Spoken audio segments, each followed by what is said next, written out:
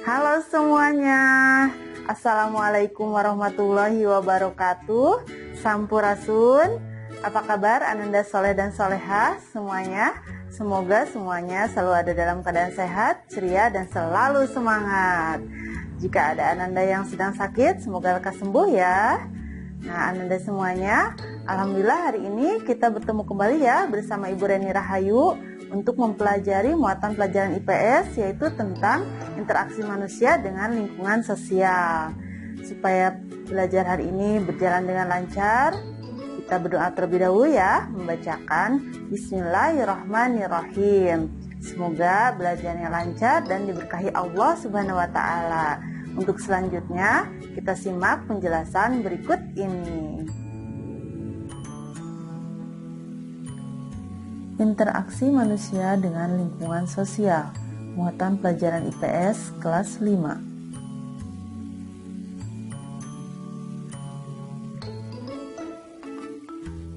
Apa itu interaksi manusia? Sebelumnya kita sudah belajar ya mengenai apa itu interaksi manusia. Sekarang kita ulang ya. Interaksi manusia adalah hubungan timbal balik manusia dengan segala sesuatu yang ada di sekitarnya. Mengapa manusia melakukan interaksi?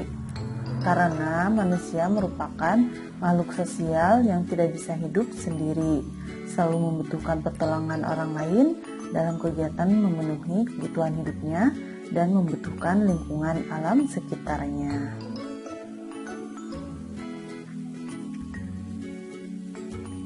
Lalu apa itu interaksi sosial? Interaksi sosial adalah hubungan timbal balik antara individu dengan individu, individu dengan kelompok, dan kelompok dengan kelompok. Syarat terjadinya interaksi sosial antara lain kontak sosial. Nah, bisa secara langsung dan tidak langsung ya. Kemudian ada komunikasi. Komunikasi bisa secara verbal dan juga non-verbal. Lingkungan interaksi sosial itu ada 3. 1, lingkungan keluarga, kemudian 2, lingkungan sekolah, yang ketiga adalah lingkungan masyarakat.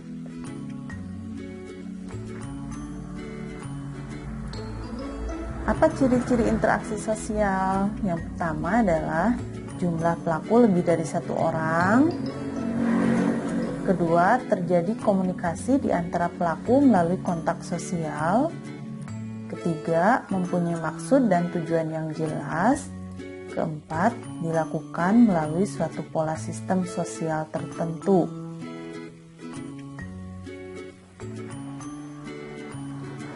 Nah, bagaimana bentuk-bentuk interaksi sosial? Yang pertama, di sini ada beberapa contoh ya. Kita sama-sama mengamati gambar-gambar berikut ini ya mengenai interaksi individu dengan individu. Gambar yang pertama, di sini ada seorang penjual dan pembeli. Karena di sini adalah interaksi individu dengan individu, maksudnya adalah antara seorang dengan seseorang yang lain. Contohnya di sini ada penjual dengan pembeli ya, penjual dengan pembeli. Ini ada 2 orang ya. Kemudian ada dokter memeriksa pasien, sama ini juga individu dengan individu, seorang dengan seorang. Ada juga Ananda yang sedang mengobrol atau berbincang, ya, berbisik-bisik di kelas. Nah, ini adalah interaksi individu dengan individu, jadi 2 orang, 1 orang dan 1 orang yang lain. Kemudian selanjutnya seorang ibu membimbing anaknya belajar, ini juga sama ya. Interaksi individu dengan individu.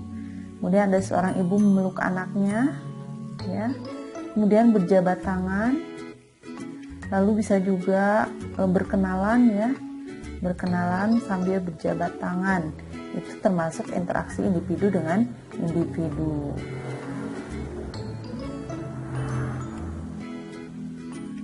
Selanjutnya adalah yang kedua, interaksi individu dengan kelompok. Individu dengan kelompok ini maksudnya adalah 1 orang berhadapan dengan orang banyak ya. Contohnya di sini hakim membacakan dakwaan. Nah, ini seorang hakim membacakan dakwaan di hadapan banyak orang di sini ya. Kemudian yang kedua, guru sedang mengajar di kelas. Nah, ini Jadi seorang guru berhadapan dengan anak-anak muridnya ya di sini, dengan ananda-ananda semuanya. Kemudian juga ada seseorang sedang khutbah Jumat ya, seorang ustadz atau kiai sedang khutbah Jumat, ini berhadapan dengan jemaahnya ya. Kemudian ada seorang ibu membacakan buku pada anak-anaknya. Ini seorang ibu dan ini anak-anaknya. Ini anaknya ini lebih dari satu ya, jadi bisa dikatakan individu dengan kelompok. Kemudian juga ada kepala sekolah sedang memberikan amanat dalam upacara. Nah, ini individu, satu orang kepala sekolahnya berhadapan dengan ananda-ananda yang sedang mengikuti upacara atau peserta upacara beserta guru-gurunya. Begitu ya, ananda semuanya. Dan yang ketiga adalah interaksi kelompok dengan kelompok. Nah, kalau kelompok dengan kelompok berarti beberapa orang banyak dengan beberapa orang yang banyak lagi berhadapannya ya. Contohnya misalkan pertandingan 2 tim sepak bola. Nah, 2 tim sepak bola tentunya adalah ada 2 tim, 2 kelompok ya yang berbeda. Berarti banyak ya, satu tim kan ada 11 orang berhadapan dengan 11 orang lain lagi. Kemudian ada lomba tarik tambang. Nah, ini juga sama, ada 2 kelompok ya. Ini ada 3 orang, ini juga 3 orang. Ini adalah kelompok 1, ini kelompok 2. Kemudian juga ada TNI dan Polri kerjasama dalam kegiatan pengamanan. Nah, ini ada TNI dan juga Polri ya. Ini ada 2 kelompok ya yang saling bekerjasama dalam satu kegiatan pengamanan. Kemudian juga ada guru-guru dan murid sedang kerja bakti. Nah, ini kelompok muridnya di sini, ini adalah kelompok gurunya. Ada juga yang terakhir adalah tawuran antar pelajar. Nah, ini tidak baik ya. Ini sebetulnya contoh yang tidak baik. Karena apa? Karena tawuran itu adalah hal yang negatif ya, yang tidak boleh kita contoh. Tetapi ini adalah hanya contoh saja ya, supaya kalian ketahui bahwa ini termasuk interaksi kelompok dengan kelompok. Nah, di sini biasanya tawuran itu dilakukan oleh antar pelajar ya, antar pelajar yang bersekolah di sekolah yang satu dengan pelajar yang di sekolah yang lain, gitu ya. Ini berkelompok. Ini mungkin kelompok yang satu, yang di sana kelompok yang lainnya. Alhamdulillahirrabbilalamin. Semoga penjelasannya dapat dimengerti dan dipahami oleh Ananda semuanya, dapat bermanfaat dan menambah ilmu pengetahuan. Tetap jaga kesehatan, makan teratur, tidur yang cukup, berolahraga, dan selalu terapkan protokol kesehatan dengan baik ya. Terima kasih. Wassalamualaikum warahmatullahi wabarakatuh.